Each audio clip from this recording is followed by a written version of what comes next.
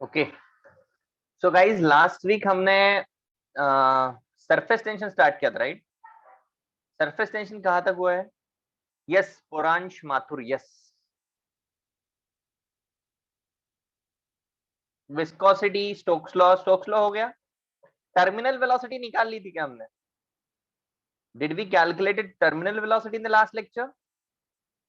पक्का निकाल लिया है?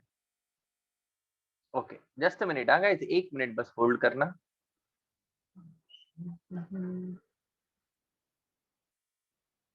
ओके, नॉन विस्कस फ्लूइड की बात की थी क्या?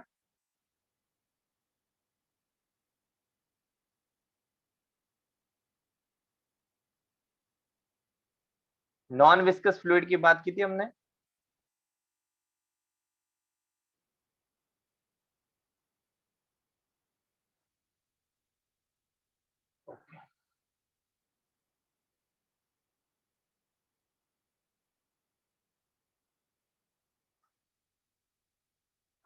एक minute guys, just I am just accessing the chart in laptop so that easily मैं आपके कमेंट्स को देख पाऊँ। हाँ, we sir you can give the definition of क्या? Sir you gave the definition of contact angle. I saw the recording but didn't dictate you wrote definition the chart. Yes, मैंने chart में definition लिखा था। ठीक है, कोई बात नहीं बेटा, डेफिनेशन तो कहीं पे भी मिल जाएगी आपको, किसी भी बुक में। अपन अभी अगला कंसेप्ट समझते हैं, ठीक है? अ, ठीक है बेटा, चलेगा? It is just in angle made by the tangent. Okay, tangent ने जो एंगल बनाया विद इन द लिक्विड, ठीक है? कॉन्टैक्ट सरफेस पे अगर अपन टेंजेंट बनाते हैं तो कितना एंगल बनाती है, उस एंगल के बारे में अपन बात करते हैं कॉन्टैक्ट एंगल में। Okay, anyways guys, so today आज का लेक्चर जो है अपना, सबसे पहले तो रेनॉल्ड्स नंबर से शुरू करना है हमें। रेनॉल्ड्स नंबर से, ओके। हेडिंग डालो Reynolds number. Put your heading as Reynolds number. देखो भाई, फ्लूइड मैकेनिक्स में बहुत सारे नंबर्स आते हैं। रेनॉल्ड्स नंबर, स्किमिड नंबर, काफी सारे नंबर आते हैं, लेकिन हमारे लिए JEE level and NEET level पे रेनॉल्ड्स नंबर समझना जरूरी है। ये ऐसा नंबर है कि आपको बताता है कि फ्लो किस टाइप का है।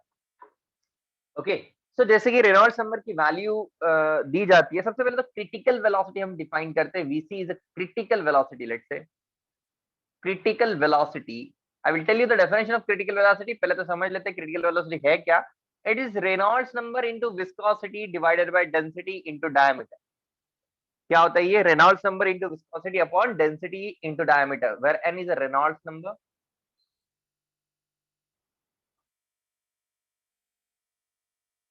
eta is a coefficient of viscosity।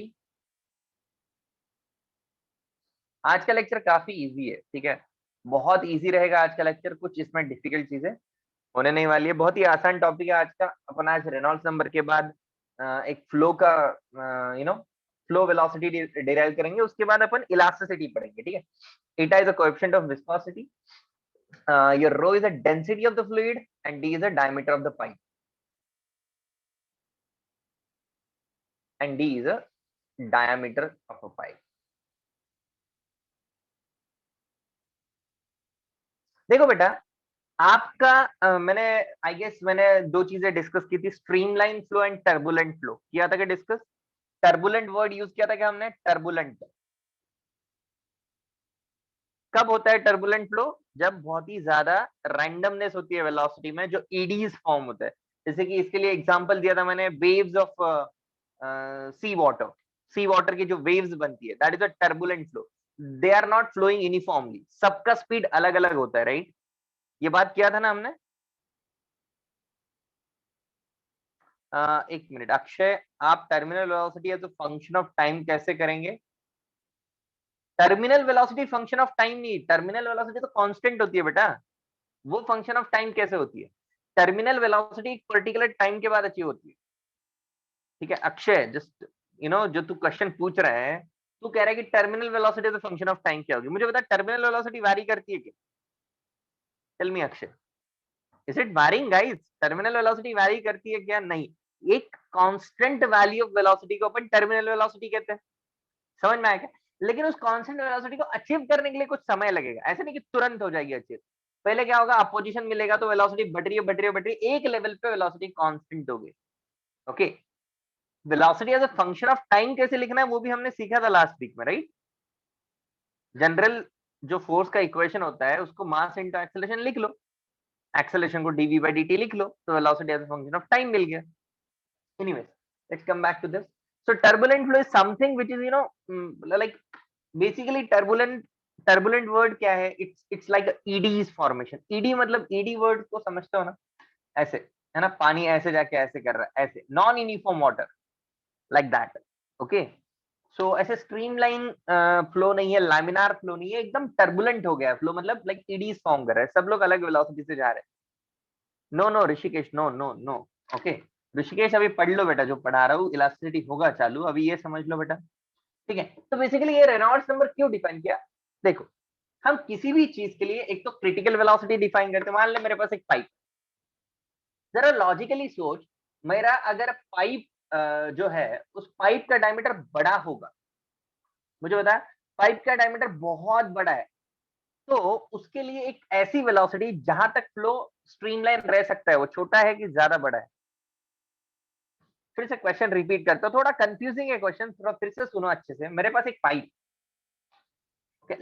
Let's say I have a pipe, इस पाइप में फ्लूइड फ्लो कर रहा है, मुझे क्या चाहिए, मुझे चाहिए कि फ्लूइड टर्बुलेंट ना बने।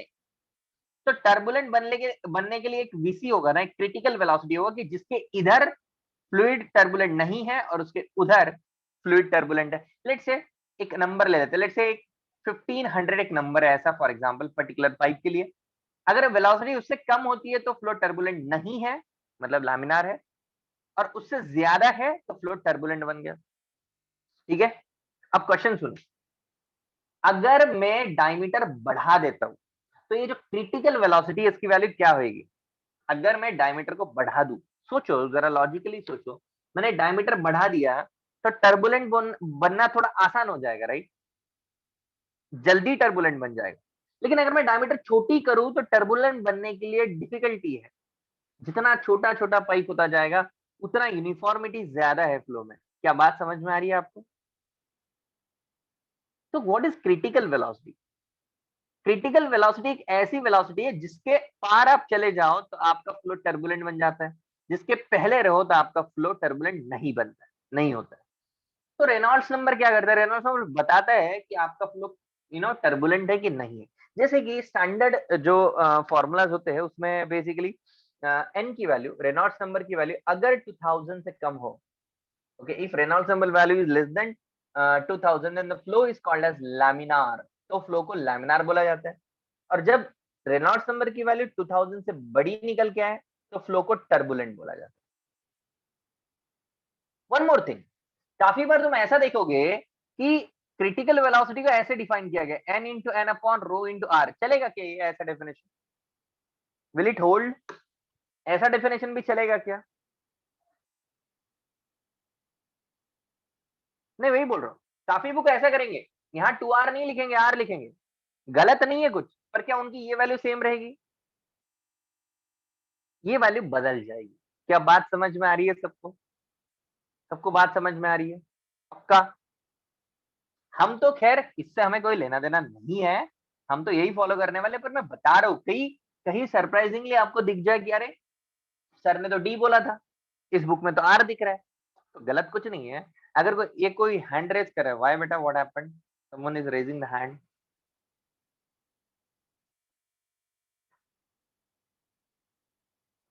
What happened guys, am I audible to you, everything is clear.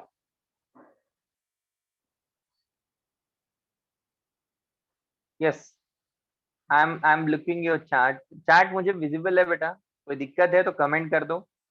Okay चलो ठीक है। ओके गाइस, लिख लो इतना,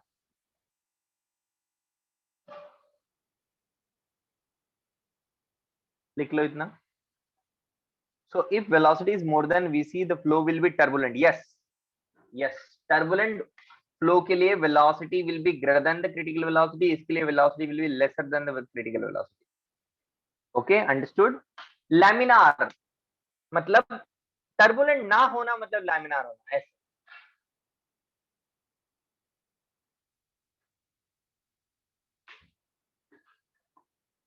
what if n is equal to 2000, n is equal to 2000 पे भी टर्बुलेंट ही मानेंगे। What's your name? Dhake, Ayush Dhake. Okay,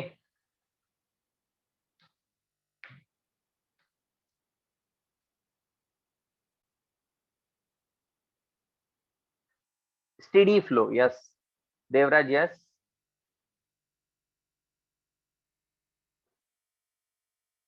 देखो, स्ट्रीमलाइन फ्लो की जो मैंने बात की थी, स्ट्रीमलाइन फ्लो में क्या था बताओ? स्ट्रीमलाइन फ्लो में था कि एक क्रॉस सेक्शन का वेलोसिटी सेम है। अब टर्बुलेंट में क्या प्रॉब्लम है? टर्बुलेंट में सबका वेलोसिटी अलग है, ठीक है ना? टर्बुलेंट में सबका वेलोसिटी अलग है, तो यहाँ पे लैमिनार को स्ट्रीमलाइन भी अपन बोल सकते हैं। Is that clear? चलो फटाफट लिखो and let me know once you are done with this.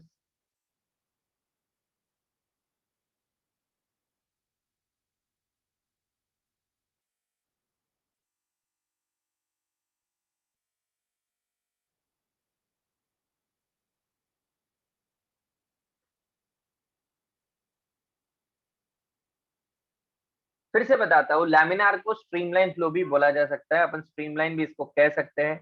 Streamline का मीनिंग क्या था, लैमिनार का मीनिंग क्या है कि अगर एक क्रॉस सेक्शन पे सबके सब सेम वेलोसिटी से भागने लग गए तो उसको अपन कहते हैं स्ट्रीमलाइन या लैमिनार।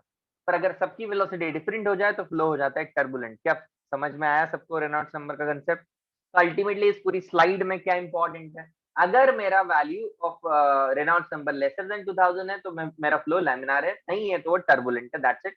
अगर मेरी वेलोसिटी, क्रिटिकल वेलोसिटी छोटी है तो लैमिनार है, अदरवाइज वो टर्बुलेंट है, दैट्स इट। यही आपको समझना है, सीखना है। बोलो समझ में आया क्या ये चीज? वैसे तो सिलेबस में आपको कहीं मेंशन नहीं दिखेगा रेनॉल्ड्स नंबर, पर हाँ इस पे क्वेश्चंस पूछे जा सकते हैं, इसलिए ये कंसेप्ट डिस्कस हुआ है आपके साथ। क्या मैं आगे बढ़ सकता हूँ?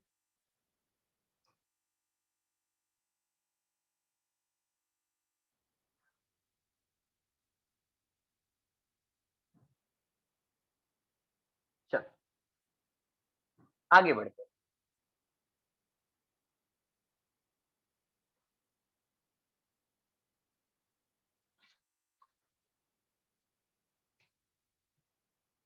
नेक्स्ट कंसेप्ट है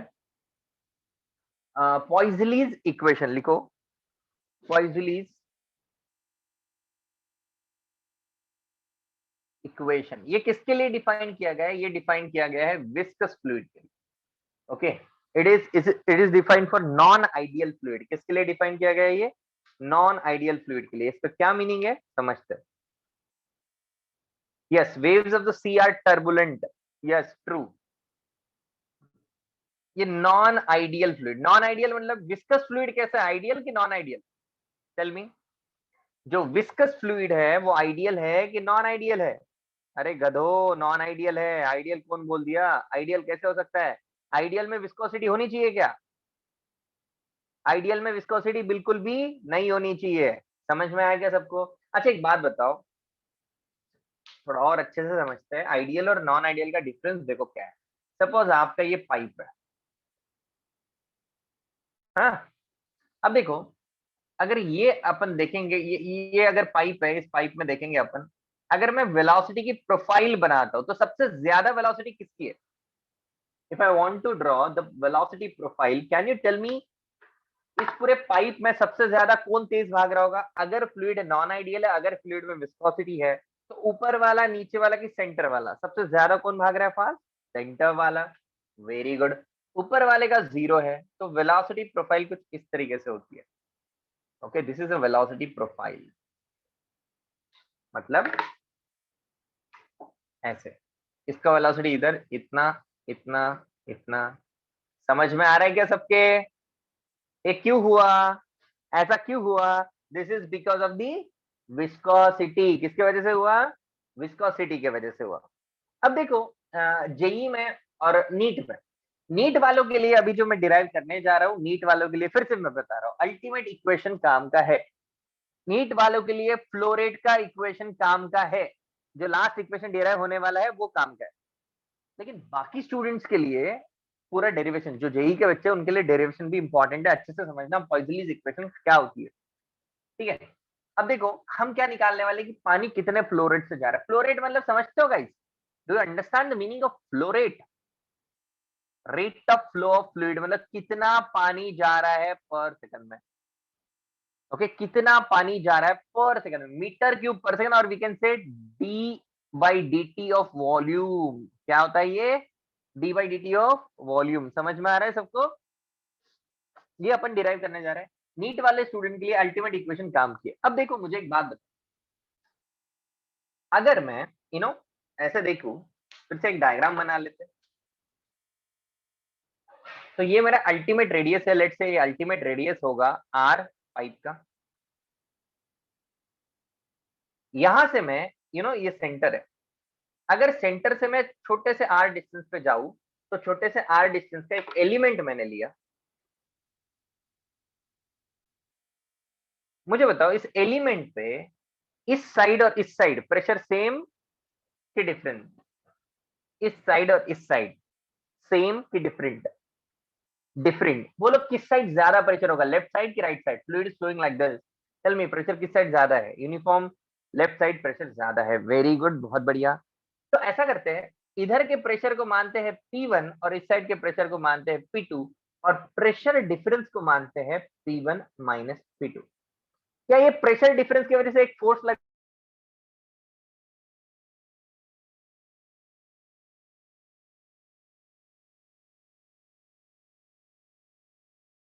रहा है?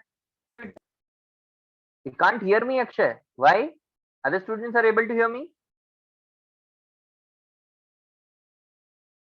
Not audible. Okay. Your voice breaking. You are lagging. Okay. Is it fine now?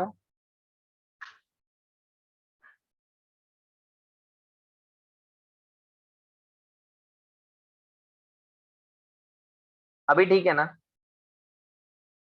Okay चलो, अब देखो मुझे एक बात बताओ, यहाँ पे एक प्रेशर है, यहाँ पे एक प्रेशर है। नीट के स्टूडेंट थोड़ी देर के लिए नहीं ध्यान दिया तो भी चलेगा, कोई दिक्कत नहीं। अल्टीमेट इक्वेशन आपके काम की है, लेकिन जेई के स्टूडेंट को ध्यान देना पड़ेगा। ठीक है, अब इधर एक प्रेशर, इधर एक प्रेशर, इस प्रेशर की वजह से एक फोर्स लगता है। इस फोर्स को अपन बोलते हैं प्रेशर डिफरेंस की वजह से फोर्स। तो ये फोर्स होगा कितना? Pressure difference multiplied by area. कितना है एरिया? इसका रेडियस आपने आर लिया, तो एरिया होगा पाई आर स्क्वायर। ओके, अब मैं ये बोल रहा हूँ कि ये जो वेलोसिटी है, ये वेलोसिटी चेंज नहीं हो रही है।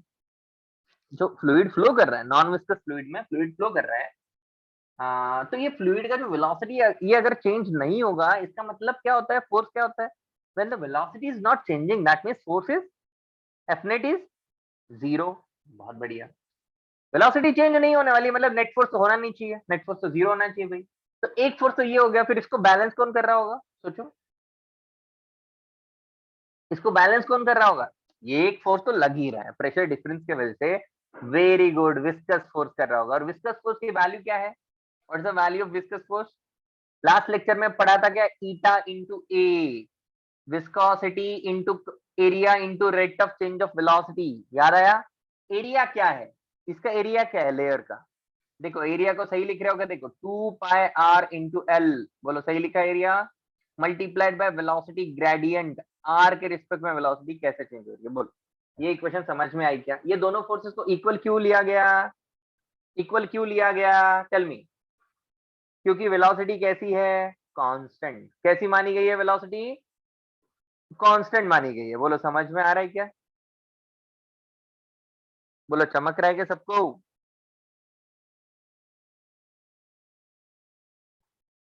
लिख देता हूं, आधे बच्चे लटक लटक जाएंगे नहीं तो। Forces are balance because velocity is constant. लिख दिया ये, चलो भूलोगे नहीं फिर। अब इसको सिंप्लीफाई करते हैं और बताओ डीवी बाई डी आर की वैल्यू क्या है? डीवी बाई डी आर की वैल्यू यहां से निकालनी है हमें, तो हो जाएगा delta P into pi are square divided by eta multiplied by 2 pi are into l. Pi से पाई कैंसिल होता हुआ दिख रहा है, ठीक है? और कुछ? आर से आर कैंसिल होता हुआ दिख रहा है, तो dv की वैल्यू मेरे पास आ गई delta p upon 2 times of eta into L multiplied by R multiplied by dr। बोल कोई दिक्कत, इस dr को उधर भेज दिया। L इज अ लेंथ, या ऑफ कोर्स यार L लेंथ होगा, ये क्या पूछ रहे हो? अरे क्लियर है, क्लियर है कि नहीं? अरे भगवान, इस इक्वेशन, ये इक्वेशन क्लियर है कि नहीं पहले बताओ, ये इक्वेशन क्लियर है कि नहीं है? इसमें कोई डाउट है? कोई है ऐसा बंदा जिसको डाउट है? नहीं ना? नीट वाले टेंशन मत, नीट वाले अल्टीमेट इक्वेशन पे पहुंचते अपन, डोंट वरी। सो ये आ गया तेरा वेलोसिटी ग्रेडियंट, इसको उठा के नीचे फेंक दिया, नीचे फेंक दिया तो pi r cancel, pi r cancel, तो delta p by 2 pi 2 eta l r, और ये डी आर मल्टीप्लाई में चला गया। अब क्या करेंगे भाई, अब क्या करेंगे? इंटीग्रेट करेंगे। मुझे बताओ, आप जिस लेयर पे हो उसकी वेलोसिटी v मानो, वहां का रेडियस r मानो, आप जा रहे हो टॉप लेयर पे, बताओ यहाँ पे वेलोसिटी क्या है टॉप मोस्ट पॉइंट पे? चलो बताओ। जीरो। जब आप r पे पहुंचे आपकी वेलोसिटी जीरो होगी। बोलो लिमिट समझ में आई? क्या लिमिट समझ में आई सबको?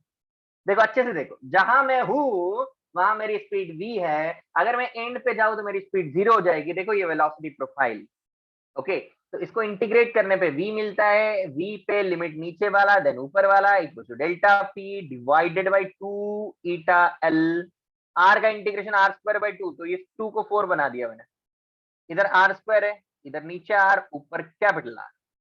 तो यहां से ये देखो, पहले जीरो डालेंगे फिर v डालेंगे तो माइनस v टाइप का आएगा, तो माइनस को इधर काउंटर कर लेते हैं थोड़ा सा, तो delta p upon 4 eta l is equal to r square minus r square, और ये v आ गया। बोलो सही है क्या?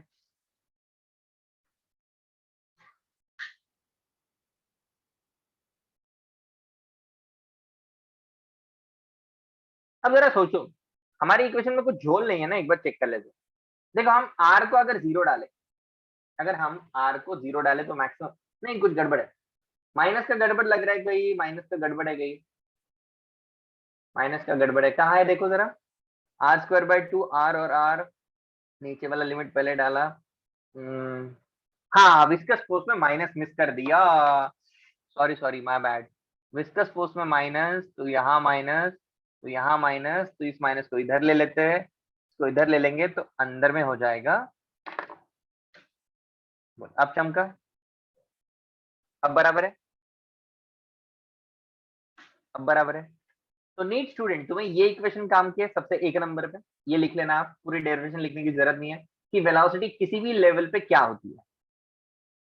समझा सबको? पाई किधर चला गया? पाई कैंसिल हो गया ना अपना पक्का। ठीक है, लिखो।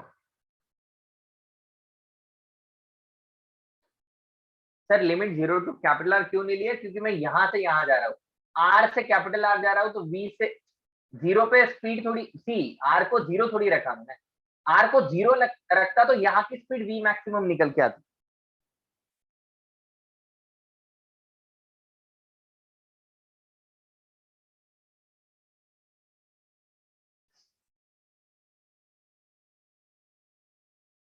अरे बोल क्लियर है कि नहीं? लिखना शुरू कर दो बाकी स्टूडेंट। नीट वाले ये डायरेक्टली फॉर्मूला लिखेंगे वेलोसिटी का। माइनस का क्या हो गया? अरे ये माइनस है ना, तो पहले लिमिट जीरो डाली फिर वी डाली, तो ये माइनस माइनस करके प्लस हो गया। और कोई डाउट किसी को? लेफ्ट पार्ट ऑफ इक्वेशन थोड़ा लिखते लिखते पूछो यार। वाई, देखो आधे बच्चे तो यही लटक गए कि मैंने लिमिट ऐसी क्यों रखी। एक बात बताओ, जो बच्चे ये बोलना चाहते कि लिमिट में जीरो से कैपिटल आर ली, तो चलो तुम्हारा मान लेते हैं, मान लेते कि मैंने जीरो से कैपिटल आर लिखी। जब आर का वैल्यू जीरो है, स्पीड क्या है? स्पीड जनरल है क्या? स्पीड जनरल है। कौन सी स्पीड है? मैक्सिमम स्पीड निकल के आएगी। मैं मैक्सिमम स्पीड निकालना चाहता हूँ कि मैं जनरल स्पीड निकालना चाहता हूँ किसी भी आर पे? जनरल निकालना चाहता हूँ, तो फिर मैं लिमिट जीरो से कैपिटल आर करूंगा कि फिर आर से कैपिटल आर करूंगा? आप ही बताओ, आप ही बताओ मुझे। क्या स्टार्टिंग से पूछ रही हो श्रिया? श्रिया तुम्हारा डाउट ही नहीं देखा, एक मिनट। हाँ, no, what is the left part of the equation? इसको क्या हो गया यार? left part of equation. Shreya, left part of equation means you are talking about this thing. Shreya, this is Shreya, force is equals to, sorry, pressure equals to क्या होता है Shreya? Force अपन area होता है। तो मुझे फोर्स लिखना है कितना, pressure into area. Pressure difference में कितना फोर्स लगाया। ओके ठीक। गाइस राइटिंग हो गया आपका, आगे बढ़ू। फटाफट राइटिंग कर लो, फटाफट, टाइम नहीं लगना चाहिए।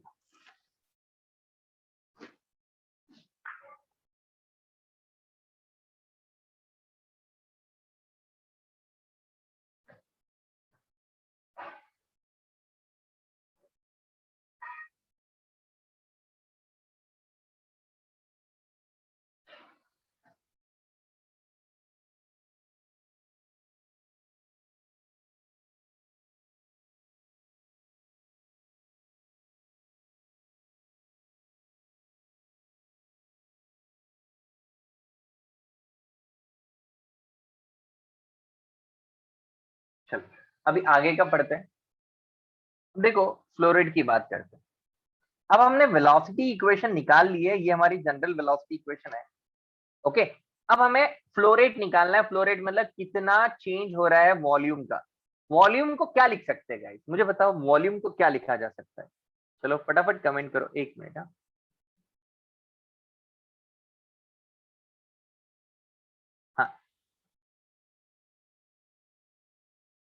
यस टेल मी, वॉल्यूम को क्या लिख सकते हैं। हाँ चलो, काफी बच्चे कह रहे हैं, मैं इधर लिख लेता हूँ। ओके थोड़ा रफ करता हूँ। अब देखो वॉल्यूम बेसिकली क्या है हमारा, इस छोटे से एक्स, हम आर डिस्टेंस पे गए थे, छोटा सा वॉल्यूम लेना है, छोटा सा, ये छोटा सा वॉल्यूम है। ये जो छोटा सा वॉल्यूम है इसका वैल्यू हमें लिखना पड़ेगा।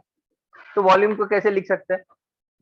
देखो वॉल्यूम बेसिकली हमारा वॉल्यूम होता है density equal to mass upon volume. तो volume is equal to density is equal to mass upon volume. तो volume equal to mass upon density अपन लिख सकते हैं, ये एक तरीका है। या फिर दूसरा तरीका है, वॉल्यूम को लिखो एरिया इंटू लेंथ, चलेगा क्या। एरिया इंटू लेंथ भी लिख सकते हैं क्या। दूसरा तरीका क्या है, एरिया इंटू लेंथ। यहाँ पे अपन यूज करेंगे एरिया इंटू लेंथ वाला फैक्टर। अब देखो एरिया ऑफ, एरिया कितना है वो हम चेक करेंगे। देखो ये एरिया आता है क्या आपको, ये डिफरेंशियल एरिया। जेई वाले स्टूडेंट्स क्या ये डिफरेंशियल एरिया आपको पता है, 2πr इंटू डी आर, ये आपका डिफरेंशियल एरिया हुआ। बोलो समझ में आता है आपको। ये जेई के स्टूडेंट्स को आना चाहिए, नीट वालों को नहीं आया चलेगा बिल्कुल। 2πr डी आर ये आपका डिफरेंशियल एरिया हुआ। इस एरिया को आपको लेंथ से मल्टीप्लाई करना है। ओके लेंथ एल ले लो, ठीक है, इसको यहाँ रख देते हैं। ये आ रहा है मेरा area 2πr D R into length L, ठीक है। इज दैट क्लियर, सबको समझ में आया। अब इसमें से क्या क्या चीजें कांस्टेंट है,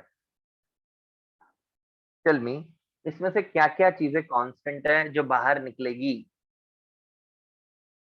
टेल मी।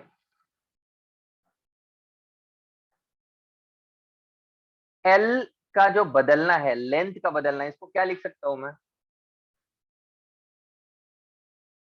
इसको क्या लिख सकता हूं, जरा सोचो। हमें फ्लोरेट लिखना है, फ्लोरेट लिखना है मतलब हमें ये समझना है कि कितना फ्लूइड पर यूनिट वॉल्यूम चल रहा है, मतलब कितना फ्लूइड निकल रहा है पर सेकंड में, ठीक है ना। सो लेंथ का जो चेंज हो रहा है, लेंथ का चेंज होना मतलब वेलोसिटी हो गया। तो क्या मैं ऐसा लिखूं, D by D T is basically of velocity into area, area is 2πrl। Sorry sorry my bad, थोड़ा इसको और मॉडिफाइड वे में लिखते हैं। रुको रुको रुको रुको, कुछ गड़बड़ किया मैंने, जस्ट मिनट। वॉल्यूम हमें लिखना है, सी कितना मीटर क्यूब पर सेकंड जा रहा है वो हमें समझना है। तो हमको क्या देखना है बेटा, हमको कितना पानी पर यूनिट सेकंड फ्लो कर रहा है वो चेक करना पड़ेगा। उसको चेक करने के लिए हमें वॉल्यूम लिखना है पर यूनिट टाइम। तो कैसे लिखेंगे जरा सोचो। मेरा एरिया जो है, एरिया ऑफ क्रॉस सेक्शन जो है, ये जो क्रॉस सेक्शन का एरिया दिख रहा है ये कितना दिख रहा है, 2πr इंटू डी आर। ये छोटा सा एरिया है, इसकी लेंथ कितनी है, एल है। तो इसमें टोटल पानी कितना है, इसमें टोटल पानी होगा 2πr into D R multiplied by length. ये मेरा टोटल वॉल्यूम हुआ पानी का। ओके समझ में आ रहा है। इसको किससे मल्टीप्लाई करना पड़ेगा, किससे मल्टीप्लाई करना पड़ेगा कि फ्लो रेट मिलेगा। टेल मी, इस वॉल्यूम को किससे मल्टीप्लाई करना पड़ेगा कि मुझे, या सॉरी नॉट वॉल्यूम, एरिया को किससे मल्टीप्लाई करना पड़ेगा कि फ्लो रेट मिलेगा, वॉल्यूम फ्लो रेट मिलेगा? टेल मी, एरिया का यूनिट क्या होता है? Metre square. और तुम्हारा क्या बोलते हैं, वेलोसिटी का यूनिट होता है मीटर पर सेकंड। तो हमें क्या करना पड़ेगा? एरिया इंटू वेलोसिटी करना पड़ेगा डायरेक्टली, बराबर है? एरिया इंटू वेलोसिटी कर तो चल जाएगा क्या काम?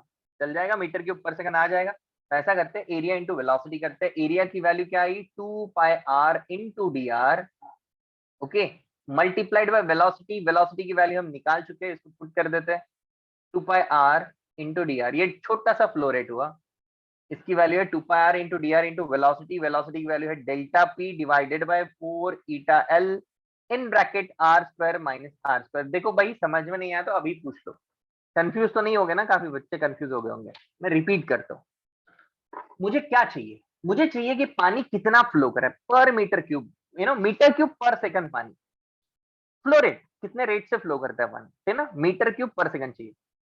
तो मैं फ्लो रेट को यूज करो कैसे? एरिया इंटू वेलोसिटी से। एरिया इंटू वेलोसिटी, देखो A1 V1 वाला इक्वेशन, इक्वेशन ऑफ कंटिन्यूटी का इक्वेशन यूज किया था ना हमने, वो भी तो फ्लो रेट था ना।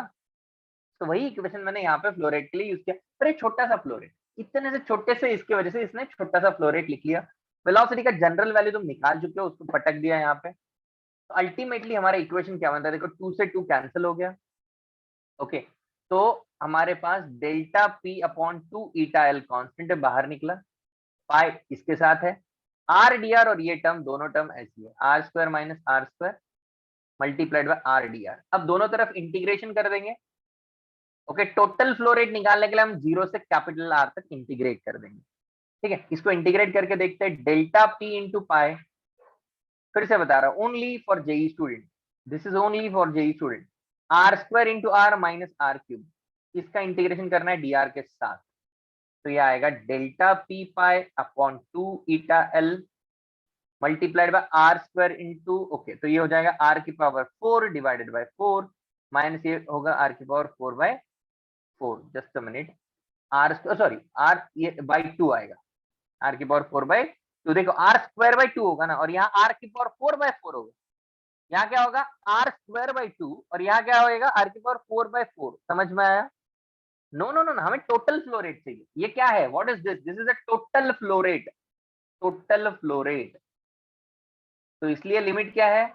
इसलिए लिमिट है हमारी 0 से कैपिटल आर, ओके। तो पुट करने के बाद अल्टीमेटली इक्वेशन क्या मिल रही है? देखो, यहां से इक्वेशन आ जाएगा delta P into pi into R की पावर 4 डिवाइडेड बाई 2, तो यहाँ का बचेगा 4, 4 टू द 8 ईटा एल। बोलो समझ में आया? बोलो समझ में आया क्या? नीट के स्टूडेंट्स, तुम्हें ये इक्वेशन याद रखनी है।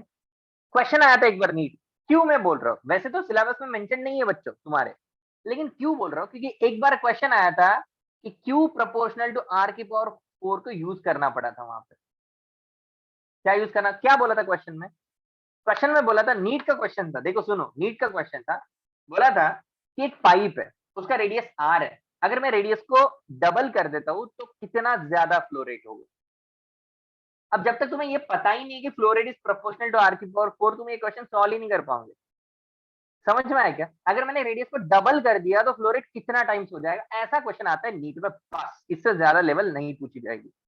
क्या समझ में आया? सीटी एंड नीट, इससे ज्यादा लेवल नहीं पूछी जाएगी। आपको बस ये इक्वेशन और वेलोसिटी का इक्वेशन याद रखना है, डेरिवेशन का कोई आपको लेना देना नहीं है। पर जेई स्टूडेंट को कैसा भी क्वेश्चन इस पे पूछ सकता है, कैसे भी पूछ सकता है, कुछ भी पूछ सकता है, जनरल वेलोसिटी पूछ सकता है ना, बोल सकता है कि बताओ कि इससे कितना पानी फ्लो कर रहा है, अल्टीमेटली ये इक्वेशन डिराइव करवा सकता है, या कुछ अलग अलग वेरिएबल दे सकता है, बोल सकता है कि वेलोसिटी इस तरीके से वैरी कर रही है, कुछ अलग तरीके से वैरी कर रही है, कुछ भी इसमें सिचुएशंस क्रिएट कर सकता है। Is that clear? सबको अपना अपना पता चला अपने को क्या याद रखना है? सारे स्टूडेंट्स को अपना अपना पता चला? जेई वालों को पूरा याद रखना है, नीट वालों को ये दो इक्वेशन और पीछे, ठीक है। चलो right it down, that's it. ये वाला अपना विस्कोसिटी वाला पार्ट हो गया। Guys just a minute, I am just opening it in my laptop. फिर से वो लॉग आउट हो गया था, तो मैं आपकी कमेंट्स ठीक से देख पाऊंगा। Just a minute.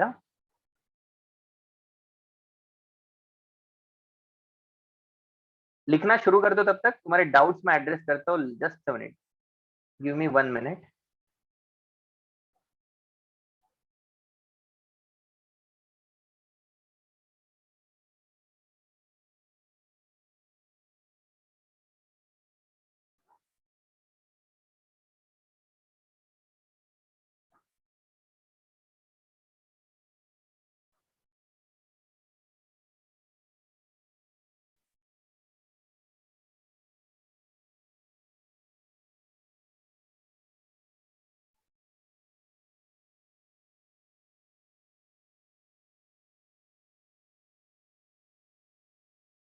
बोलो, अभी कुछ डाउट है तो पूछ सकते हो। I'm reading your question. What does Q stands here? Again, Q is a flow rate, that is meter cube per second. कितना फ्लूइड फ्लो कर रहा है पर सेकंड में।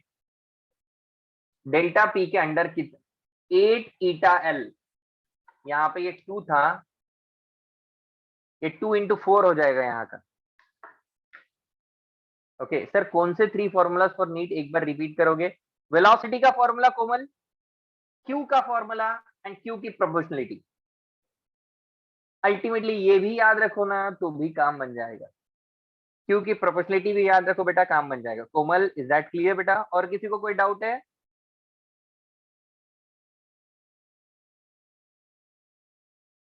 फटाफट shoot your doubts.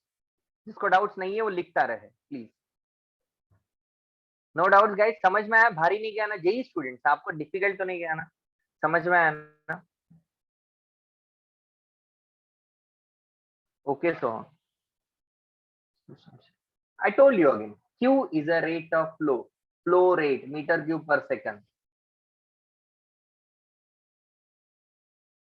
Second last step में क्या किया? सेकंड लास्ट स्टेप में R square R D R को इंटीग्रेट किया, तो आर का इंटीग्रेशन आर स्क्वायर बाई 2 आया। लिमिट डाली 0 से आर, तो आर की पावर 4/2 बन गई। ये डायरेक्टली आर की पावर 4/4 बना, लिमिट डाली, कैपिटल आर हो गया।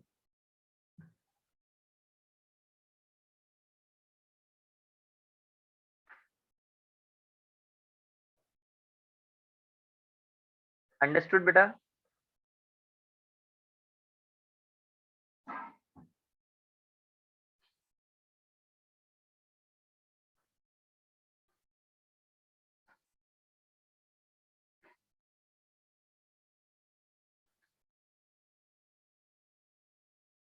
ऋतुजा, कैपिटल आर कांस्टेंट है, स्मॉल आर वेरिएबल है। स्मॉल आर का इंटीग्रेशन क्या होगा ऋतुजा?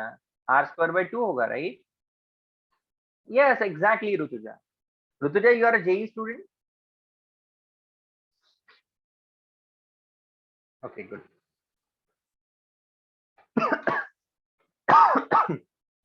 Sorry guys. तो ये आपका फ्लूइड यहाँ पे खत्म हो गया है। ठीक है, इसमें basic basic question solve example आप करो, एचसी वर्मा के करो सॉल्व एग्जांपल्स आप लोग। ठीक है, और जो होमवर्क मैं दे रहा हूँ उसके भी क्वेश्चंस आप कर लेना।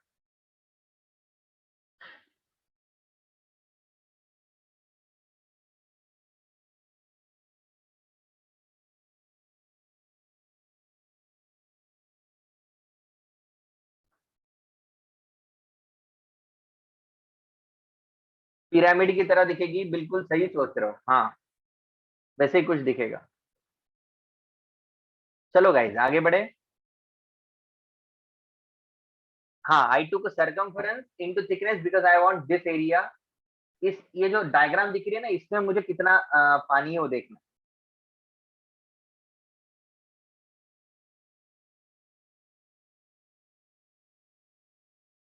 अरे अश्वत, इट वाज सेंट, मैंने बोला था ना आप वो जो सर है अपने, क्या नाम था उनका? सर से पूछने को बोला था ना मैंने, अमन सर से। उनको भेज के रखा है बेटा मैंने ऑलरेडी। चलो आगे बढ़ते हैं।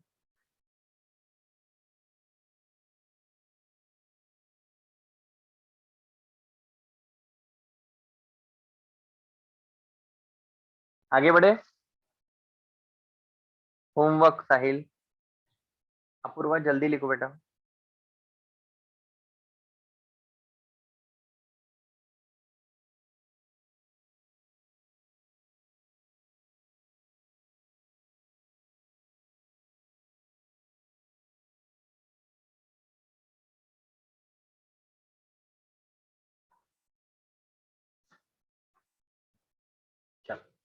अब हेडिंग डालो इलास्टिसिटी, कुछ नहीं इलास्टिसिटी में पढ़ने जैसा, बहुत ही इजी टॉपिक है, ठीक है, और काफी स्टूडेंट ऑलरेडी पढ़ चुके हैं ऐसा मैंने सुना है, तभी एक बार रिवीजन आपका हो जाएगा, ठीक है। इलास्टिसिटी पढ़ लिया है क्या काफी बच्चों ने ऑलरेडी? काफी छोटा टॉपिक है। इसके बाद अपन वे ऑप्टिक्स शुरू करेंगे।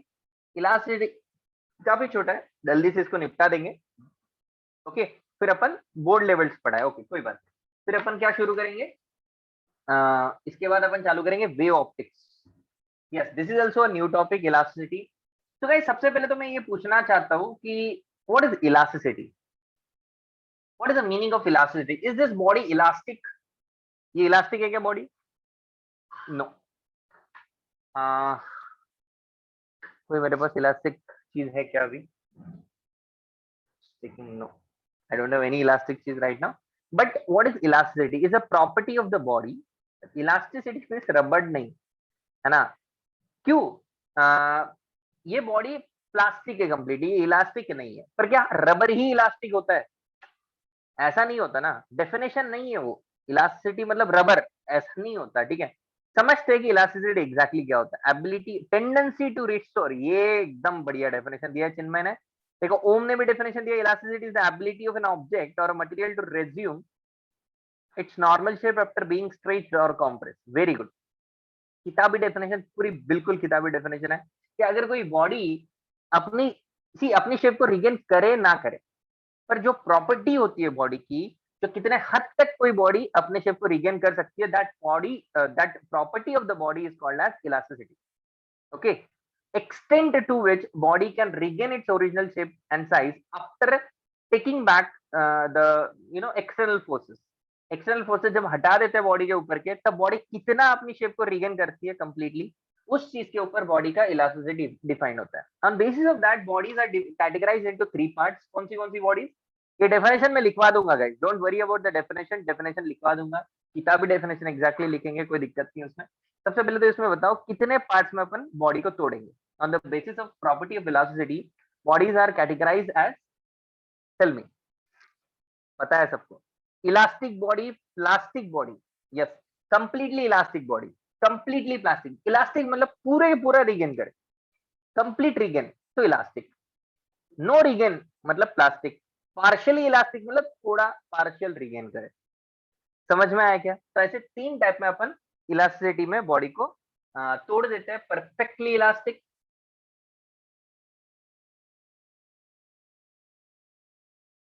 सब चीजें लिखवा दूंगा, थोड़ा थ्योरेटिकल टॉपिक है अभी, बस ऊपर ऊपर से पढ़ा रहा हूँ। Perfectly plastic and partially elastic,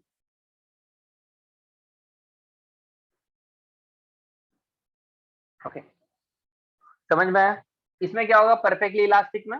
complete regain of original shape and size, complete regain of original shape and size.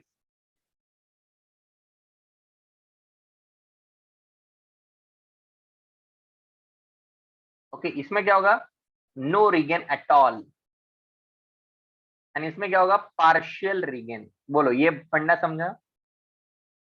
हमने अभी तक क्या समझा? हमने समझा इलास्टिसिटी होती क्या है। इलास्टिसिटी प्रॉपर्टी है जिससे हमें पता चलता है कि बॉडी अपनी शेप को कितने हद तक रिकवर करती है जब आप एक्सटर्नल फोर्सेस हटा देते हो। अब ये एक्सटर्नल फोर्सेस क्या है उसको जरा समझते हैं। फॉर एग्जाम्पल कोई एक चीज है, समझा, कंसेप्चुअल टॉपिक है, इजी है, कंसेप्चुअल है, ठीक है, काफी आसानी से क्वेश्चंस भी बन जाएंगे। मान लेते हैं ये एक रॉड है, इस रॉड को मैंने इस तरफ से फोर्स लगाया, बताओ इसमें कोई स्ट्रेस डेवलप हुआ क्या? इसमें कोई रिस्टोरिंग फोर्स डेवलप हुआ क्या? जरा सोच के बताना, ठीक है। बहुत ही कंसेप्चुअल है टॉपिक, हम समझ नहीं पाते हैं, काफी फॉर्मूला वैसे तो हमें लगता है ओके चलो। क्या इसमें कोई स्ट्रेस डेवलप हुआ? Is there any stress here? No, there is no stress here. अब स्ट्रेस क्या है, ये अपनी नेक्स्ट डेफिनेशन। हमें क्या समझना है इस टॉपिक में? We need to understand about the stress and a strain and a restoring force. एक मोस्ट इंपॉर्टेंट चीज है रिस्टोरिंग फोर्स के बारे में समझना। अब देखो जब मैं बॉडी को एफ फोर्स लगाता हूँ, सब लोग अच्छे से ध्यान देंगे, जब मैं बॉडी को एफ फोर्स लगाता हूँ ये बॉडी क्या करेगी? ये बॉडी करेगी एक्सलरेट। क्या करेगी ये बॉडी? एक्सलरेट। इस बॉडी के अंदर के पार्टिकल पे कोई भी स्ट्रेन नहीं है, वो भाग रहे हैं एफ फोर्स की वजह से बिंदास एक दूसरे के पीछे लाइन में लगे हुए। लेकिन अगर यही बॉडी को मैंने ऐसा किया कि इधर से एफ से खींचा, इधर से एफ से खींचा, बोलो इस बॉडी का मोशन हुआ क्या? इस बॉडी का मोशन हुआ क्या? नहीं हुआ। पर देखो कोई एक चीज है, जैसे कि मान लो ये ऐसे गोल से एग्जैक्ट परफेक्ट स्फीयर थे, आपने एक तरफ से खींचा, ये देखो ये क्या है, मॉलिक्यूलर लेवल पे मैं गया तो एक स्फीयर के बाजू में दूसरा स्फीयर, दूसरे के बाजू में तीसरा, तीसरे के बाजू में चौथा, ऐसी अरेंजमेंट है। अब मैं एक तरफ से खींच रहा हूँ, ये भागा तो ये भी भागा, ये भी भागा, ये भी भागा। लेकिन अगर मान लो इन्हीं स्फीयर वाली कॉम्बिनेशन को मैं इस तरफ से खींचता हूँ और इस तरफ से भी खींचता हूँ, क्या होगा? और लैपन, ये ऐसे अंडे बन जाएंगे, बराबर है क्या? अंडे की तरह दिखेंगे ना, इलिप्टिकल दिखेंगे, राइट? ऐसा क्यों हुआ भाई? Why this happened? क्योंकि उनके ऊपर स्ट्रेन आया, स्ट्रेस आया। समझा क्या? तो अब ये ऐसे हो जाएंगे, तो बॉडी का एक प्रॉपर्टी होता है, बॉडी का इनर्शिया होता है, बॉडी इसको क्या करेगी? बॉडी विल ट्राई टू, क्या करेगी बॉडी? इसको अपोज करेगी, रजिस्ट करेगी। तो बॉडी को इसको रजिस्ट करना है, तो बॉडी को फोर्सेस डेवलप करने पड़ेंगे कि नहीं करने पड़ेंगे? बॉडी खुद से फोर्सेस डेवलप करेगी, और ये जो फोर्सेस होंगे वो इस तरफ होंगे, इस फोर्स को अपोज करने वाले फोर्सेस होंगे। इन फोर्सेस को कहा जाता है रिस्टोरिंग फोर्स। समझ में आया रिस्टोरिंग फोर्स क्या होता है? बताओ, रिस्टोरिंग फोर्स मतलब बाहर से लगाया हुआ फोर्स कि अंदर वाला फोर्स? बाहर से लगाया हुआ फोर्स रिस्टोरिंग होता है कि अंदर वाला फोर्स? अंदर से जो डेवलप होता है। पर रियलिटी में हम ऐसा मानते हैं कि रिस्टोरिंग फोर्स जो है ना, वो बाहर के फोर्स के बराबर है, इक्विवेलेंट है। पर क्या वो बाहर का फोर्स है? नो। बाहर का फोर्स इज डिफरेंट, अंदर का फोर्स इज डिफरेंट। पर यार मैं बॉडी को खींच रहा हूँ, तो बॉडी ने अंदर से जो फोर्स लगाया, क्या उसकी वैल्यू मैग्नीट्यूड में बाहर वाले के बराबर है? Is that clear? तो मैग्नीट्यूड में इक्वल है, पर दोनों की डेफिनेशन सेम है क्या? क्या दोनों सेम है क्या? नहीं, दोनों सेम नहीं है। रिस्टोरिंग मतलब जो बॉडी के विद इन डेवलप हुआ, क्यों डेवलप हुआ? बाहर वाले के वजह से डेवलप हुआ। कंसेप्ट समझ में आया है? पक्का? अब देखो, अपन सबसे पहले स्ट्रेस, गाइस सब अच्छे से लिख दूंगा, समझ लो पहले। छोटे छोटे कंसेप्ट है, निपटा देते, फिर एक साथ लिखने में बैठ जाएंगे अपन लोग। ओके, समझते हैं सबसे पहले स्ट्रेस। आपको स्ट्रेस की डेफिनेशन पता है क्योंकि आपने बोर्ड लेवल पे पढ़ा है। What is stress? आपने पढ़ा होगा, स्ट्रेस मतलब होता है, सिग्मा से डिनोट किया जाता है stress, and it is defined as restoring force per unit area. Restoring force per unit area, बराबर है? पढ़ा है क्या ये आपने? Restoring force per unit area. अब मुझे बताओ, इसमें स्ट्रेस है क्या? स्ट्रेस है क्या इसमें? नहीं। क्यों? क्योंकि इसमें रिस्टोरिंग फोर्स ही नहीं है। क्या एक स्प्रिंग लिया, इस स्प्रिंग को इधर से खींचा, कोई रिस्टोरिंग फोर्स है क्या? नो। पर उसी स्प्रिंग को मैंने दूसरी तरफ से भी खींचा, तो अब आ गया। कितना होगा? ये एफ है, तो रिस्टोरिंग फोर्स कितना होगा? एफ ही होगा। और थोड़ा सा मैं आपको क्लैरिटी देता हूँ। जैसे कि मान लो, थोड़ा और आपके कंसेप्ट को स्ट्रॉन्ग करते हैं। मान लेते हैं इस तरफ 12 न्यूटन लगा रहे हो, मान लेते हैं इस तरफ 8 न्यूटन लगा रहे हो। मुझे बताओ रिस्टोरिंग फोर्स कितना है? दिमाग लगाओ और बताओ कि रिस्टोरिंग फोर्स कितना है। देखते हैं कितने लोग समझ पाए। गधे हैं। 8 न्यूटन वाले करेक्ट है और बाकी सारे गधे हैं। 8 न्यूटन वाले बिल्कुल सही है, बाकी सारे गधे हैं भाई। 4 न्यूटन जो कह रहा है, भाई 4 न्यूटन तो इसको भगा रहा है ना, ये भगा रहा है। ये क्या कर रहा है? भगा रहा है। 8 न्यूटन रिस्टोरिंग है, वो चाहता है कि बॉडी अपनी शेप और साइज को रिगेन करे। अरे बोल, चमका कि नहीं चमका? सबको चमका क्या?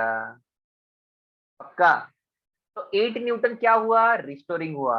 और 4 न्यूटन क्या हुआ? नेट फोर्स हुआ, बॉडी का नेट फोर्स बॉडी पे लगने वाला। रिस्टोरिंग नहीं है वो। बोलो, कंसेप्ट पकड़ लिया आपने? कंसेप्ट समझ गए आप? कोई दिक्कत नहीं होगी। क्योंकि आप देखो, ये क्यों मैं कंसेप्ट के पीछे इतना लगा हुआ हूँ। आपको सबसे पहले तो ये क्वेरी आनी चाहिए, अरे सर आप फोर्स अपॉन एरिया बोल रहे हो, फिर आप प्रेशर को अलग क्यों बोल रहे हो? प्रेशर भी तो आपने फोर्स अपॉन एरिया ही बोला ना। अरे हाँ कि नहीं? उसका भी तो यूनिट वही है, न्यूटन पर मीटर स्क्वायर। इसका भी तो वही आएगा, न्यूटन पर मीटर स्क्वायर, राइट? तो उन दोनों में डिफरेंस आपको समझ में आना चाहिए। You should know the difference between them. तो क्या प्रेशर और स्ट्रेस सेम बात हुई? क्या सेम बात हुई? नहीं। प्रेशर क्या होता है? Force acting on per unit area. ये क्या हुआ? Restoring force per unit area. There is a difference between restoring force is completely different from the force. Okay, and hope I am able to make that thing clear in your mind. Okay, now let's try to write down the definition, guys. Definition लिखवा देता हूँ। सबसे पहले heading डालोगे elasticity.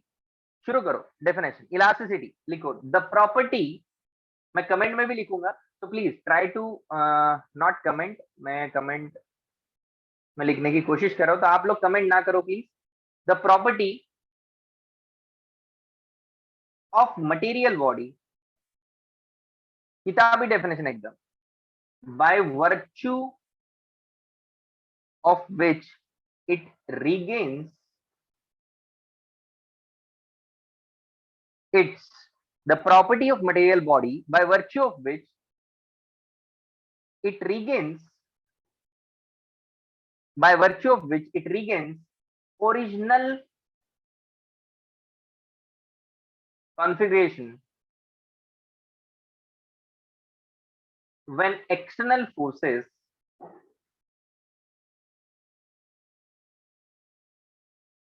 are removed is called as,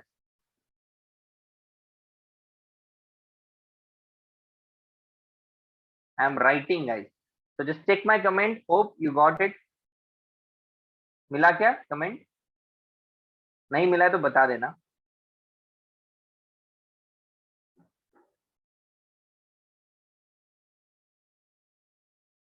एक minute, I guess नहीं मिला होगा, एक मिनट। हाँ,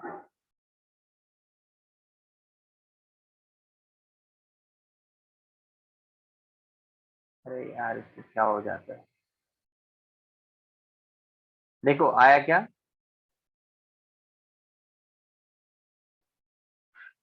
नहीं, जस्ट मिनट होल्ड करना। इंटरनेट बंद हो गया लैपटॉप का, आई गेस उसकी वजह से नहीं आया। जस्ट मिनट, मैं रिपीट करता हूँ डेफिनेशन, तब तक लिख लो। The property of material body, the property of material body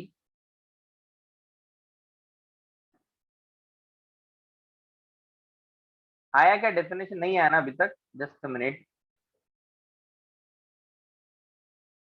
अब आया क्या देखो। The property of material body by virtue of which it regains its original, it regains its original configuration when external forces are removed is called as elasticity. Now you received it? अभी भी नहीं आया? अरे यार ऐसा क्यों हो रहा है? चलो ठीक है, अब तक तो लिख ही लिया होगा आपने। लिख लिया? फिर से रिपीट कर दो। Property of material body by virtue of which it regains its original shape and size when external forces are removed is called as elasticity.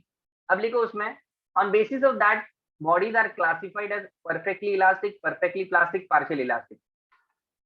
उसके बाद ये तीन लिख लो।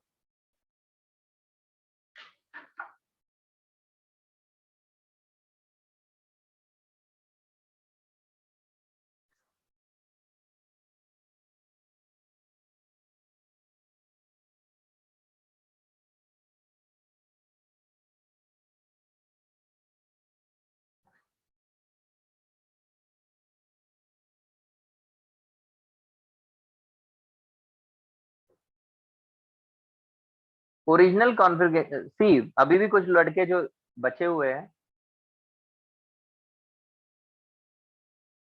आ गया क्या? डेफिनेशन आ गया तो हम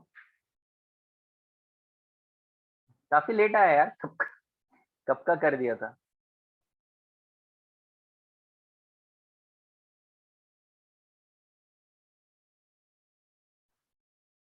Okay, it was sent by someone else, so no problem.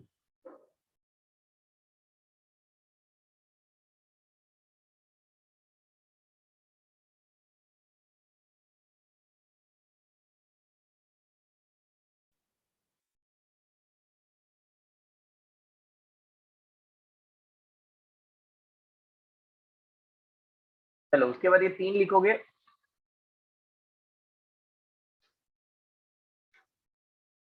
लिख दिया तीनों?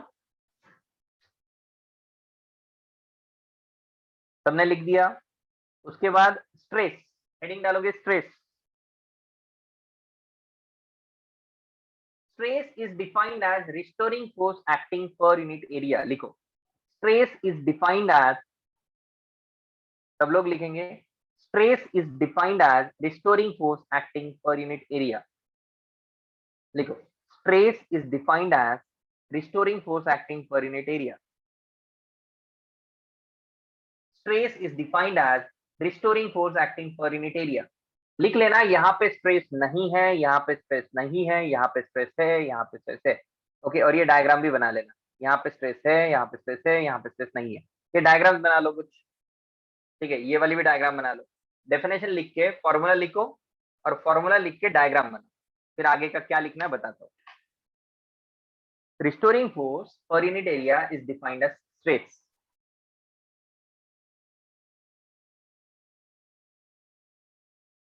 Okay, Rutuja got the question. I didn't get.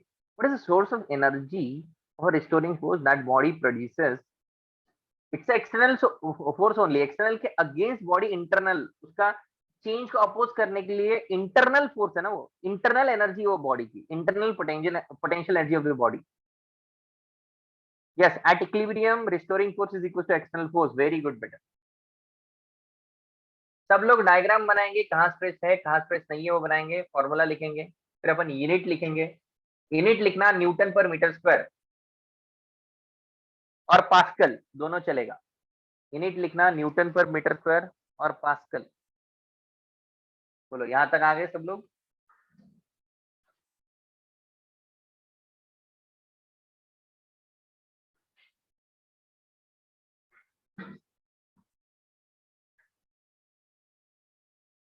सब लोग यहां तक आ गए क्या?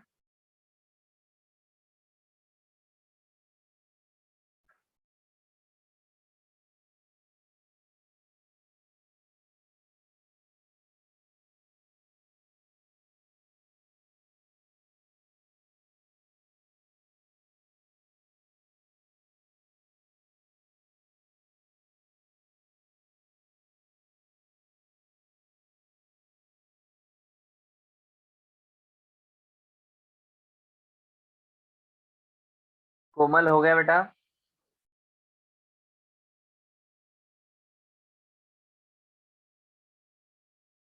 चल आगे बढ़ते हैं, यहां तक लिख लिया है सब लोगों ने। अब आगे बढ़ते हैं और स्ट्रेस के टाइप्स समझते हैं। यूनिट लिख लिया स्ट्रेस का, फॉर्मूला लिख लिया, sigma equal to restoring force upon area. अब स्ट्रेस के टाइप समझते हैं, टाइप्स ऑफ स्ट्रेस।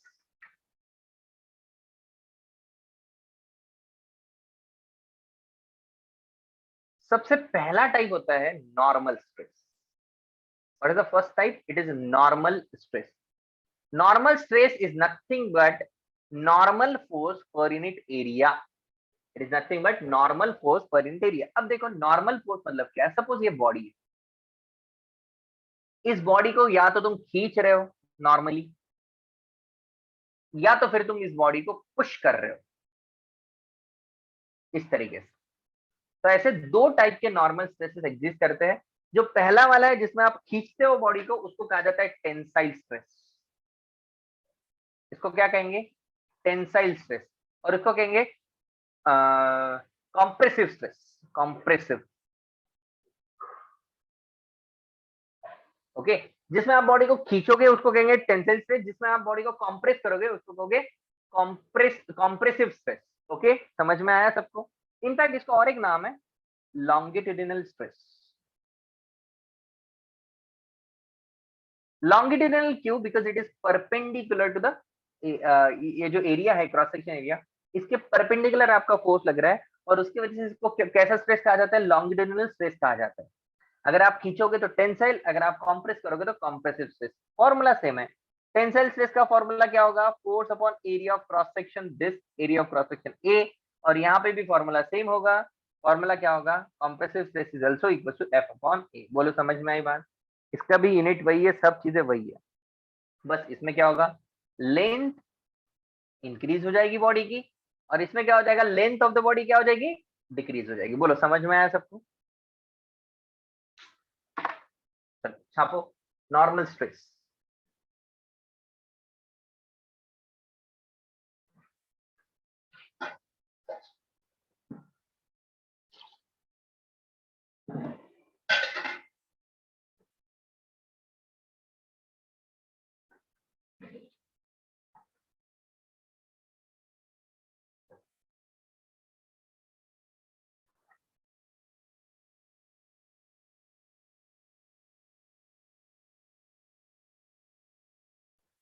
हाँ, नॉर्मल स्ट्रेस के दो टाइप।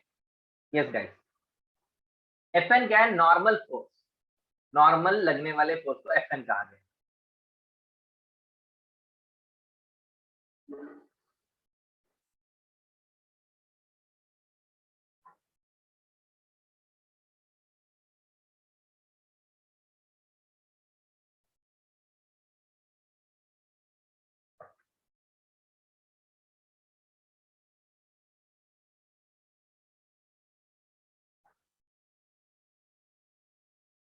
ऋतुजा क्या कह रही हो? Restoring would be equal to external force and but from where does it get energy to perform this work of restoring? Basically, every body possesses some internal energy with it, and that energy is called as internal energy, Rutuja. So, internal energy is utilized, and in fact, when you're, when some force is applied on a body, the energy is again stored in a body.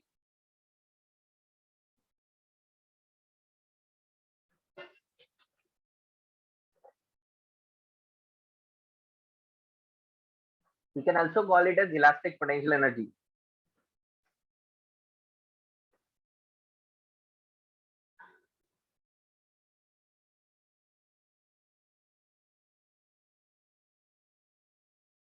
Okay, guys, done with this?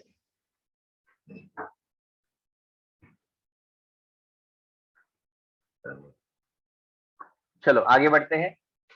Second normal हुआ, अब कैसा आएगा second? Logically सोचो और बताओ कि second heading क्या होएगा? एक नॉर्मल था, दूसरा क्या होएगा? Fn is a normal force, force acting perpendicular to the cross section is called as Fn. तो सेकंड क्या होएगा वो तो बताओ। एक नॉर्मल हो गया तो अब टेंजेंशियल स्ट्रेस क्या आता है? टेंजेंशियल स्ट्रेस, और इसको शेयर स्ट्रेस के नाम से भी जाना जाता है। शेयर स्ट्रेस ही मेनली यूज करते हैं अपन। Okay, what is tangential stress? मान लेते हैं जमीन पे you have a block kept, ऐसा एक जमीन पे ब्लॉक रखा हुआ है एंड ये स्टिक कर रहा है सरफेस से। ओके, और आपने इसके ऊपर वाले सरफेस को, टॉप सरफेस को धक्का दिया। ये सरफेस फिक्स्ड है, रिजिड है, आपने टॉप सरफेस को धक्का दिया तो ये वाला ऐसा बेंड कर जाएगा, इसके वो करेगा कि नहीं करेगा? बराबर। लेट्स से ये जो ऊपर वाला है ना, ये सरफेस का एरिया ए है, कितना एरिया ए, और ये है जितना एंगल से डिफ्लेक्ट कर जाता है, इसको शियर स्ट्रेन कहते हैं। स्ट्रेन की बात अपन बाद में करेंगे, तो अभी मैं ज्यादा डिस्कशन स्ट्रेन पे नहीं कर रहा हूँ। अभी मैं किस पे बात कर रहा हूँ? स्ट्रेस पे। तो टेंजेंशियल स्ट्रेस या शियर स्ट्रेस जो होता है, what is it? Shear stress is defined as tangential force per unit area. What is this? Tangential force per unit area. Now tell me, in this case, shape change हुआ कि volume भी change हुआ? Yes, jelly जैसा, मतलब like hill रहा है ऊपर वाला सर। काफी सारे ना, हम स्कूल में होते थे बचपन में, छोटे छोटे जब थे अपन, स्कूल में बेंचेस काफी हिलते थे ऐसे, शेयर स्ट्रेस, है ना, देखा है ना? या फिर आप डेक ऑफ कार्ड ले लो, उसको, हाँ, उसको पुश करो तो ऐसे ये हो जाता है, वो भी एक शेयर स्ट्रेस है। बहुत बढ़िया। काफी सारे प्रैक्टिकल एग्जांपल अपन इसके देखते हैं। तो शेयर स्ट्रेस क्या हो, देखो एरिया कौन सा लेना है गाइस, ये वाला लोगे कि ऊपर वाला? जिस लेयर पे लग रहा है वो फोर्स, उस लेयर का एरिया लेना, यहाँ पे गड़बड़ हो जाएगी वरना। समझ में आई बात? तो ये एक पॉइंट नोट डाउन करना, शेयर स्ट्रेस मतलब क्या? वो लेयर का एरिया है जिसपे ये लग रहा है। ओके, दूसरी बात, मुझे बताओ, इसने कहीं वॉल्यूम चेंज किया क्या? इससे कुछ वॉल्यूम चेंज हुआ क्या? No, only change in a shape, only change in a shape, no change in a volume.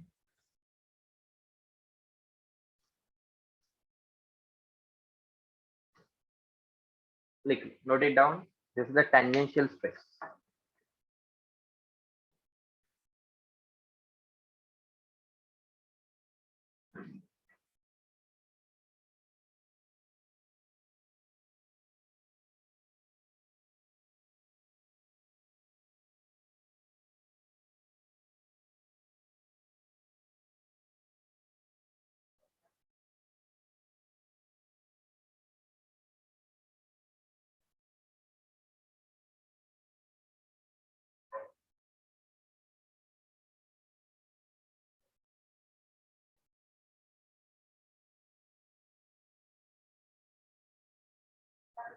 It is due to the tangential force. Yes.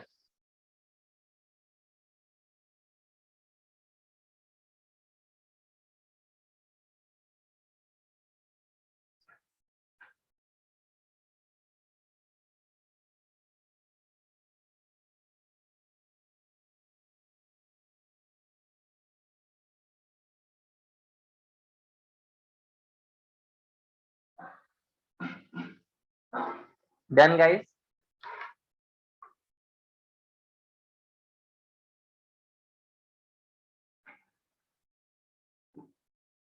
Normal stress, if it take a real condition, then when you gave was instantaneous stress because with the length and something like total stress, something like total stress. क्या बोला मैं समझ नहीं पाया तेरे point को.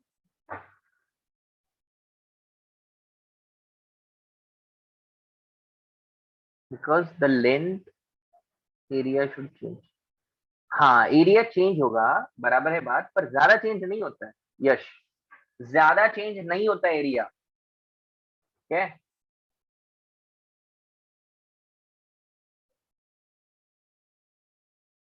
ज्यादा change हो जाता है तो उसके लिए डिफाइन करते हैं यश पॉइजन्स रेशियो. इसमें लेंथ भी चेंज हो रही है, एरिया भी चेंज हो रहा है. ठीक है, आएंगे अपन पॉइजन्स रेशियो पे. अपन तीसरा टाइप का स्ट्रेस डिस्कस करते हैं. क्या हो गया अपना? नॉर्मल स्ट्रेस हो गया, शियर स्ट्रेस हो गया. अब तीसरा स्ट्रेस होता है वॉल्यूमेट्रिक स्ट्रेस. क्या है तीसरा stress? Volumetric stress. Okay, what is volumetric stress? Suppose एक वॉल्यूम है मेरे पास, इस पे मैं फोर्स लगा रहा हूँ. पानी है जैसे कि, या फिर कोई गैस है, तो क्या होएगा? अपन परपेंडिकुलर फोर्स लगाएंगे, इससे क्या हो जाएगा? वॉल्यूम, वॉल्यूम क्या हो जाएगा? चेंज हो जाएगा. वॉल्यूम क्या हो जाएगा? डिक्रीज हो जाएगा. ठीक है, तो इसका मतलब क्या है? इसमें क्या चेंज होता है? वॉल्यूम चेंज होता है, वॉल्यूम चेंजेस. बट क्या शेप चेंज हुआ? क्या शेप चेंज हुआ?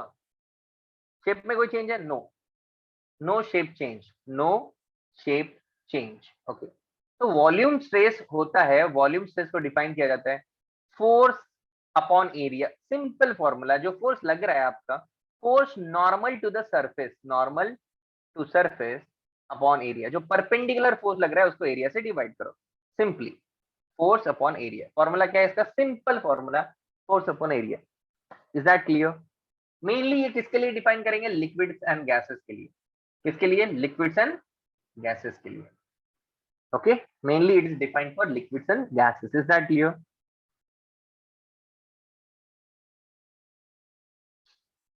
Okay, Akshay has some question. Okay, Akshay, I'm reading your doubt.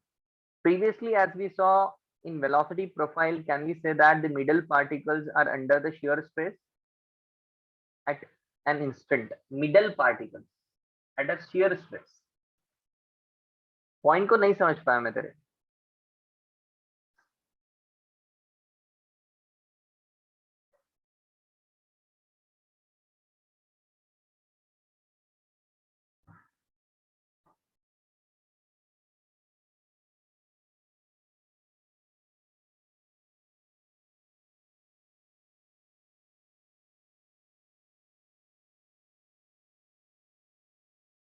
Okay, guys, फटाफट लिख लो, फिर एक क्वेश्चन करते हैं.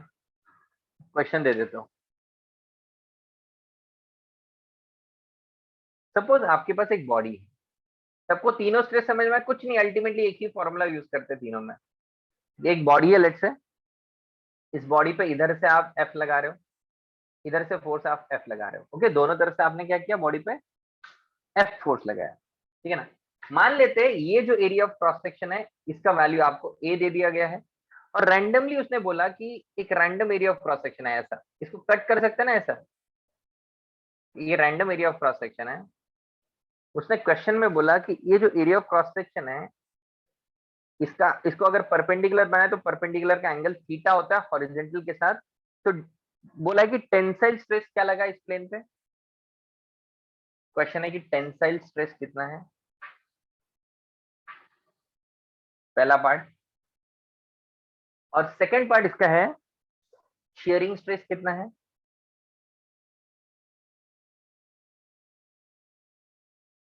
तीसरा पार्ट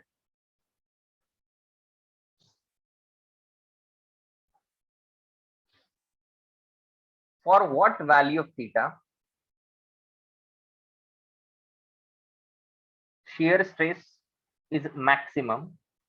And last part है for what value of theta tensile stress is maximum. ये क्वेश्चन सॉल्व करो. वॉल्यूमेट्रिक स्ट्रेस में ए तो वेरिएबल है ना वॉल्यूमेट्रिक। बेटा देखो कभी भी कोई चीज आप यूज कर रहे हो ना, तो ये जो स्ट्रेस है ये डेफिनेटली एरिया पे डिपेंडेंट है। अगर थोड़ी देर बाद तुम्हारा एरिया डिक्रीज हो गया है, एरिया डिक्रीज होने से स्ट्रेस बढ़ गया होगा, बढ़ेगा स्ट्रेस चिन्ह में, ठीक है ना। तो इंस्टेंटेनियस है, बिल्कुल सही है, पर यूजुअली अपन जो भी बॉडी अपन कंसिडर करेंगे उसका एरिया इतना ज्यादा वेरिएबल नहीं होता। ऐसा नहीं होता कि बहुत ज्यादा कॉम्प्रेस हो जाए या बहुत ज्यादा चेंज हो जाए। समझ में आया क्या? तो अपन ये जो वैल्यू लेते हैं ये इनिशियल वैल्यू होती है, ध्यान रखना। तो इसमें कौन सी वैल्यू डिटरमाइन करें अपन? जिस इंस्टेंट पे लगा रहे हैं उस एरिया की वैल्यू, उसकी वजह से कितना चेंज आया वो नहीं देख रहे हैं यहाँ पे। चेंज के लिए अपन नई क्वांटिटी डिफाइन करते हैं चिन्ह में, जिसको कहा जाता है स्ट्रेन।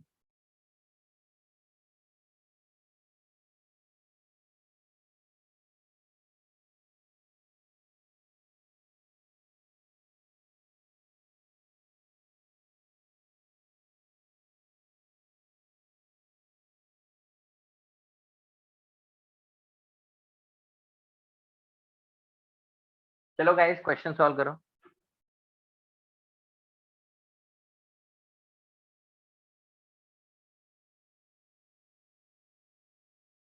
क्वेश्चन में आपको एक बॉडी दी है जिसको दोनों तरफ से खींचा गया है। फिर से रिपीट कर रहा हूँ क्वेश्चन। बॉडी को दोनों तरफ से F4 से खींचा गया है। बॉडी का जो ये एरिया है साइड का, ये एरिया एरिया है, और एक रैंडम सरफेस बनाया। ओके, इस सरफेस के लिए आपको टेंसाइल स्ट्रेस पूछा है, शियर स्ट्रेस पूछा है, कब मैक्सिमम होगा वो पूछा है। बता सकते हो?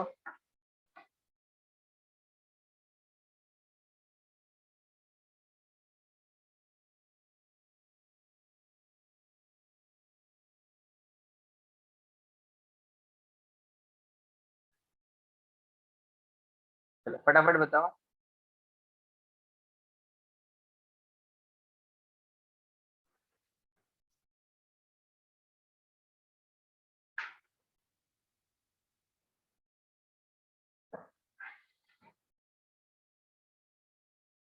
What is the blue force? Blue force कहाँ है रे बाबा? ये ब्लू लाइन है, ये परपेंडिकुलर लाइन है इस एरिया के।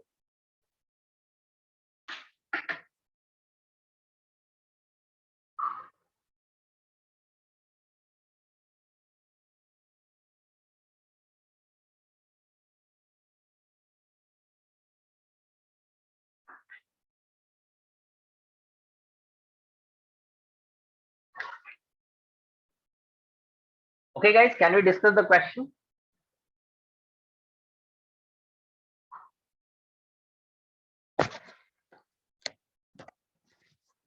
काफी सिंपल क्वेश्चन है। सबसे पहले तो मुझे बताओ, ये जो आपका एरिया है इसके परपेंडिकुलर फोर्स की वैल्यू क्या होगी? चलो फटाफट बताओ, सबको आना चाहिए।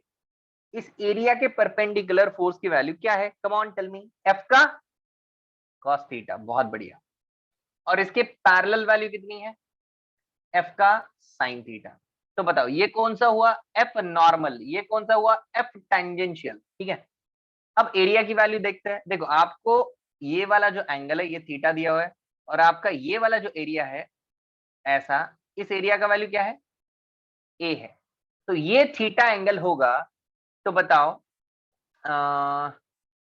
ये 90, तो ये एंगल 91 माइनस थीटा, तो क्या ये एंगल थीटा होगा? तो बताओ इस एरिया का वैल्यू कितना? ये एंगल, ये ए और ये हाइपोटेनियस, ये ए ये हाइपोटेनियस, तो हाइपोटेनियस इससे तो बड़ा होगा। कितना होगा? एंगल थीटा दोनों के बीच में, तो क्या इसको ए सेक थीटा लिख सकता हूं? No, it's not A cos theta. ये अगर ए होता तो ये वाला ए कॉस थीटा होता बेटा। अरे बोल चमका कि नहीं? अगर मेरे पास ये ए होता तो ये ए कॉस थीटा होता, पर मेरे पास ये ए है तो ये ए सेक थीटा होता है। ये समझ में आया ना सबको? आता है ना, ये पता है ना सबको? गुड। तो मेरा एरिया कितना हुआ? A sec theta. तो बताओ मेरा टेंजेंशियल स्ट्रेस हुआ कितना? Tangential stress is F sine theta upon area. Area is A sec theta. A sec theta मतलब ऊपर चला जाएगा sine theta into cos theta. इसको 2 टाइम्स कर देंगे, तो 2 टाइम्स करना मतलब 2 से मल्टीप्लाई करना, 2 से डिवाइड करना। 2 से डिवाइड करें तो ये क्या बन जाएगा? Sine of 2 theta. क्या बन जाएगा? Sine of 2 theta. अगर अपन नॉर्मल स्ट्रेस की बात करें, टेंसाइल स्ट्रेस की बात करें, तो वो हो जाएगा F cos theta divided by area. Area is A sec theta, तो ये बन जाएगा F upon A into cos square theta. बोल चमका कि नहीं? सबको समझ में आ रहा है ना? नीट वालों को भी समझ में आ रहा है ना? कोई दिक्कत नहीं है पक्का? Everyone please tell me if you any doubt, please let me know. Sec theta ऊपर जाता है इसलिए कॉस थीटा बनता है, 2 बार कॉस थीटा तो स्क्वायर कॉस स्क्वायर। ओके, अब इसका मैक्सिमा मिनिमा चेक करना है हमें। पहले में टेंसाइल पूछा था तो ये पहला का आंसर, ये सेकंड का आंसर। थर्ड में पूछा कि शियर का मैक्सिमम, शियर का मैक्सिमम कब आएगा? जब ये मैक्सिमम होगा।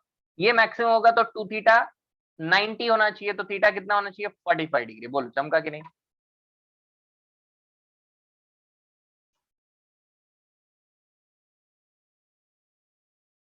राइट? ये नॉर्मल, ये टेंसाइल, टेंसाइल का मैक्सिमम, सॉरी ये normal stress, sorry tensile stress, ये शियर स्ट्रेस, शियर का मैक्सिमम। सबसे पहले शियर का मैक्सिमम पूछा तो थर्ड का आंसर ये हो गया, थर्ड पार्ट का आंसर ये हो गया। फोर्थ पार्ट का आंसर क्या होगा? फोर्थ पार्ट के लिए ये मैक्सिमम होना चाहिए। बोलो ये मैक्सिमम कब होगा? जब थीटा कितना हो जाएगा? 0 डिग्री। खत्म, कहानी खत्म, क्वेश्चन खत्म। बोलो क्लिक हुआ सबको? समझा? चमका क्या सबको? चलो फटाफट लिखो, फिर आगे बढ़ते, स्ट्रेन समझते हैं। Let's try to understand strain.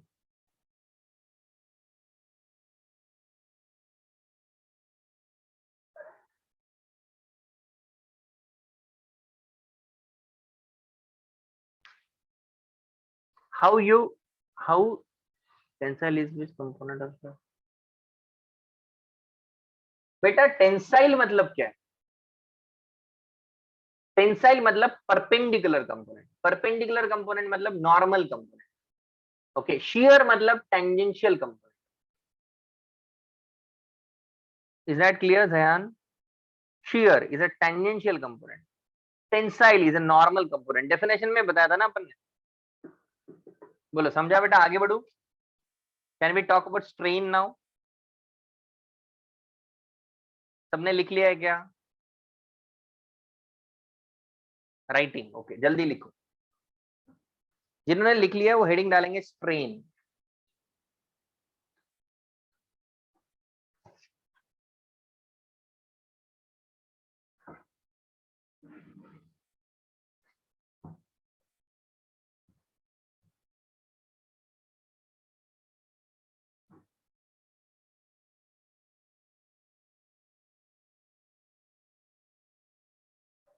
Area कैसे आया वो नहीं समझा?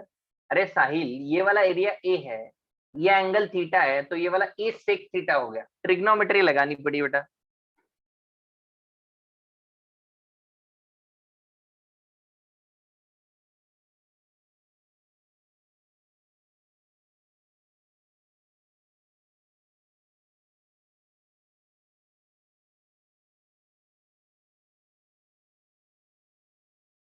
समझा बेटा साहिल? ओके, लिख लिया सबने?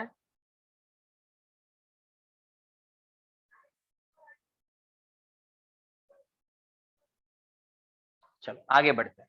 अब बात करते हैं स्ट्रेन की। Now let's talk about the strain. So what is strain? Strain in a change in a मतलब किसी भी स्ट्रेन को डिफाइन किया जाता है एप्सिलॉन से। क्या होता है स्ट्रेन? स्ट्रेन होता है change in a upon original,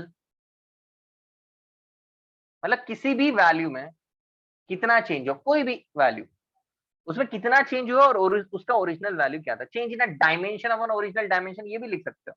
ये डायमेंशन ज्यादा अच्छा वर्ड है in fact. Okay, change in dimension, dimension is a very good word actually. Change in dimension upon original dimension. Okay, so इसमें भी 3 टाइप के अपन चीजें डिफाइन करेंगे।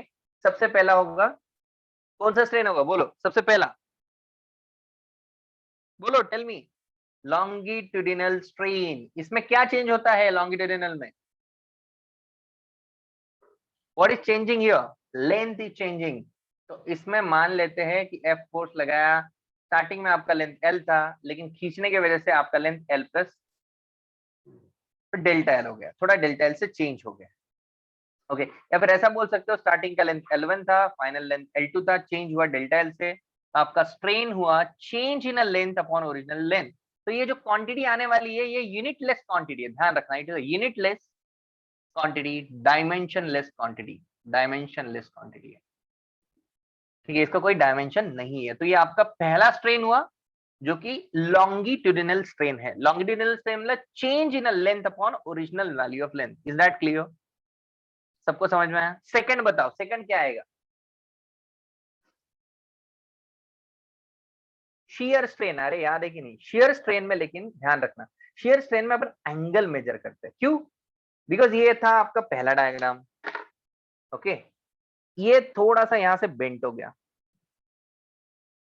मान लेते हैं ये अमाउंट एक्स से बेंट हुआ, लेट से ये लेंथ एल था, ये एंगल फाई है, तो shear strain is defined as phi. Basically shear strain is equal to tan phi, because phi छोटा होता है। जब एंगल छोटा होता है, क्या हम tan फाई को फाई लिख सकते हैं बेटा? Can we write tan phi as phi? Okay, and the phi is equal to opposite upon adjacent. This is your shear strain. इसका भी कोई यूनिट नहीं है, समझा? तीसरा स्ट्रेन कौन सा होगा? Tell me.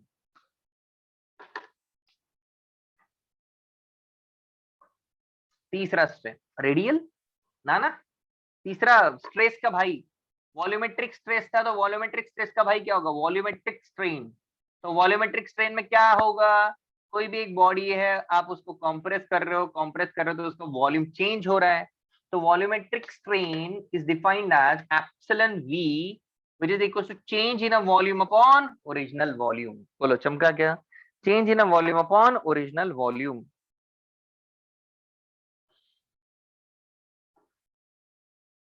Is that clear to all of you?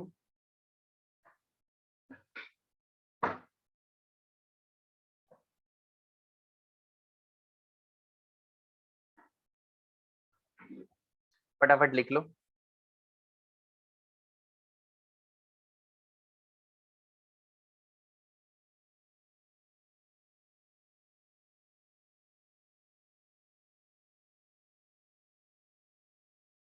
किसी को डाउट पूछना है पूछ सकता है। Sir, in a tilted area, question normal area is pi r square. Radius of tilted r sec area of the tilted should be a sec square. देखो भाई, तुम्हारा ही डाउट क्लियर खुद से कर सकते हो यश। तुमने बोला कि रेडियस होगी आर सेक थीटा, तो जो एरिया हुआ वो होगा pi are square sec square theta.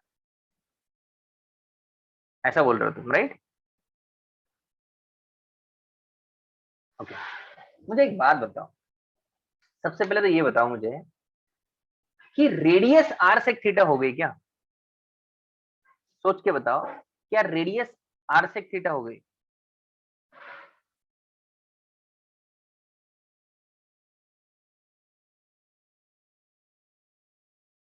सोच के बताओ, क्या रेडियस आर सेक थीटा हुई?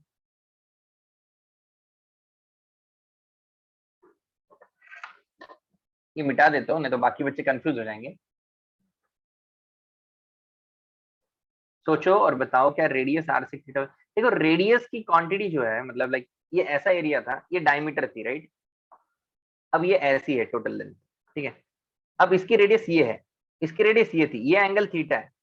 अब यहाँ से एक बार तेरे पॉइंट को मैं लेकिन प्रूव करके देख लेता हूँ, कहीं ना कहीं तो प्रूव करना पड़ेगा मुझे। तो मैं तेरा पॉइंट समझ गया एक्चुअली।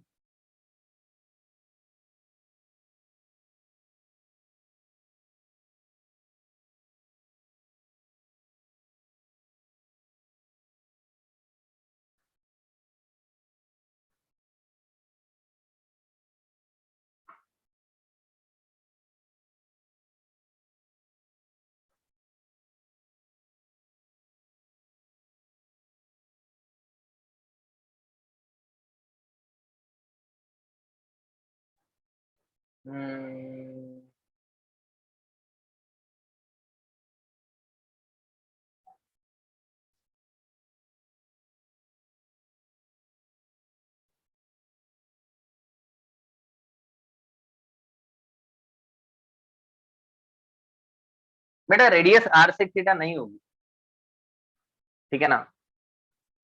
देख, एक ऐसा एरिया है, तो एरिया को डिवाइड कर रहा है हम, तो एरिया को ऐसा कंपोनेंट ले रहा है, तो रेडियस के कंपोनेंट नहीं ले रहा है। बिकॉज ये जो ज्योमेट्री है ये कुछ अलग है ना, ऐसा स्लांटेड ज्योमेट्री। क्या ये एग्जैक्ट सर्कल है? इज इट एग्जैक्ट सर्कल और इट्स लाइक अ इलिप्स? किसने पूछा था ये? यश ने पूछा था क्या question? Is it a circle और इज इट इलिप्स? इलिप्स है, तो क्या तू पाई आर स्क्वायर वाला फॉर्मूला चिपका सकता है क्या यहाँ पे? रेडियस के कंपोनेंट लेके सेक स्क्वायर बोल सकता है क्या? नहीं बोल सकता। क्लियर हो गया तेरा डाउट? मैं भी सोचने लग गया था कि क्यों ऐसा हो रहा है। चलो आंसर मिल गया, होप कि तू सेटिस्फाई है आंसर से। ओके गाइस, ओके गाइस, तो आज के लिए इतना काफी है। अगले लेक्चर में अपन इलास्टिसिटी कंप्लीट करेंगे। उसका डाउट ये था कि रेडियस आर सेक थीटा ले ली तो पाई आर स्क्वायर थीटा करेंगे तो सेक स्क्वायर आना चाहिए था, नहीं आ रहा है। ठीक है, चलो एनीवेज आज के लिए इतना काफी है। होप कि आप लोग समझ पाए सारी चीजें। ठीक है, तो इसको अच्छे से रिवाइज करना अगले लेक्चर में आने से पहले। काफी इजी टॉपिक है ये, मतलब बोरिंग लगता है मुझे तो, इतना अच्छा नहीं लगता ये टॉपिक। ठीक है, लेकिन इसके बाद का टॉपिक थोड़ा इंटरेस्टिंग है, wave optics, which is very interesting. Okay, so इसको कंप्लीट करेंगे अपन और फिर वे ऑप्टिक्स पढ़ेंगे अपन। ठीक है, next lecture is on Friday, same timing Friday को होगा। ठीक है बेटा, चलो बाय बाय। अच्छे से पढ़ाई करना है, एचसी वर्मा सॉल्व करो इसकी। ठीक है, आर यू गोइंग टू, क्या बोला, are you going to start wave optics from starting? Yes, I am going to start wave optics from starting only. खत्म होगा नेक्स्ट लेक्चर में, ये डाउट खत्म होके वे ऑप्टिक्स भी स्टार्ट कर देंगे अपन। डोंट वरी, बहुत छोटा है ये टॉपिक, कुछ नहीं है। ठीक है, एचसीवी के डाउट सेशन रखेंगे उसके लिए बेटा, डोंट वरी। फटाफट सिलेबस कंप्लीट करेंगे और फिर डाउट सेशन रखेंगे आपके। ठीक है, चलो बाय बाय।